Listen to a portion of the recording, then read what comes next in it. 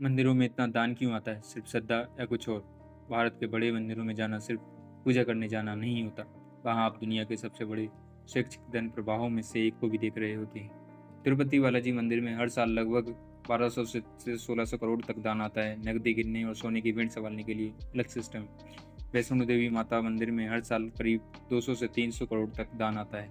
शिरडी साई बाबा मंदिर में हर साल लगभग 400 से 500 करोड़ तक चढ़ावा आता है। पद्मनाभ स्वामी मंदिर में हर साल आने वाले दान से भी बड़ी बात उसकी जमा संपत्ति है, जिसका अनुमान 1 लाख करोड़ तक लगाया जाता है।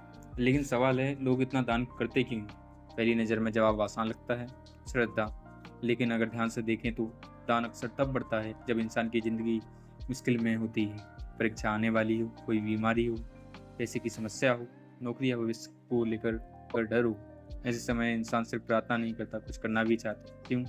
क्योंकि जब जिंदगी हमारे नियंत्रण से बाहर लगती है तो कुछ करने से ऐसा महसूस होता है कि हमने स्थिति पर थोड़ा नियंत्रण वापस पा लिया है। दान देने से मन कहता है, मैंने कुछ किया, अब शायद चीज़ें बेहतर हों। चाहे इसका सीधा तर्क संगत संबंध हो या ना हो, लेकिन मन को राहत मिलती है। दान के पीछे मनोविज्ञान, इसे आसान भाषा में समझिए। जब इंसान परेशान होता है, सबसे बड़ी समस्या सिर्फ बाहरी परिस्थिति नहीं होती, अंदर की बेचैनी भी होती है। दान उस बेचैनी को थोड़ी देर के लिए शांत करता है, क्योंकि दान देने के बाद लगता है, मैंने प्रयास की, मैं खाली हाथ नहीं बैठा, मैंने भगवान के सामने अपनी तरफ से कुछ रखा। यानी दान कई बार हम समस्या हल करने से ज़्यादा असहाय महसूस करने की भावना को कम करता है। भीड़ का असर, मंदिरों में लोग हजारों का दान करते दिखते हैं, तब मन सोचता है, अगर इतने लोग कर रहे हैं तो शायद यही सही है। इसे साइकोलॉजी में सोशल प्रूफ कहते हैं।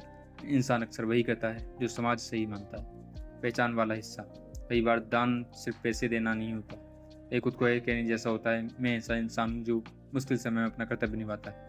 इससे इंसान को अपने बारे में अच्छा महसूस होता है।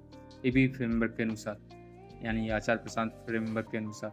अब थोड़ा गहरा हिस्सा, ए बी फ्रेमवर्क कहता है, इंसान का अहम यानी ईगो हमेशा अधूरापन महसूस करता है, इसलिए वह लगातार कुछ ना कुछ करता रहता है ताकि खुद को मजबूत महसूस कर सके। जब जिंदगी अनिश्चित होती है, अहम बेचैन हो जाता है, उसे तुरंत कुछ करना होता है, तब दान एक तरीका बन जाता है। अंदर की आवाज़ कहती है, मैंने कुछ किया, मैं बेबस नहीं हूँ। यही वजह है कि दान देने के बाद कई लोगों को तुरंत हल्कापन महसूस हो जाता है। ज़रूरी नहीं कि समस्या हल हुई हो, बस मन को थोड़ी देर के लिए राहत मिल गई। सबसे बड़ा प्रश्न, असल सवाल मंदिर नहीं है, असल सवाल है, क्या मैं सच में श्रद्धा से दे रहा हूँ या सिर्फ अपने डर और बेचैनी को शांत करने के लिए? क्योंकि अगर कारण सिर्फ डर है तो दान देने से राहत तो दे देगा, लेकिन असली समस्या शायद वही रहेगी।